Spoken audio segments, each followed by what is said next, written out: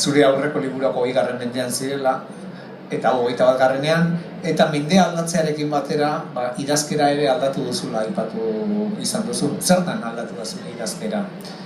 Bai, 20. mendean oraindik abanguardia historiko haien azken arrastoa bazegoen eta 21. mendean, ez dakit, deno galdu dugu agian gogoa horrela idazten jarraitzeko beste garai batzuetan gaude, orduan, formaletik novela hau tradizionalagoa da, historio bat kontatzen da oso modu linealean, eta, narratzaile, ez dakit, nahiko normal batekin, 3. pertsona gramatikalean, lehen aldean, betiko moduan, ez, nahiko forma tradizionala.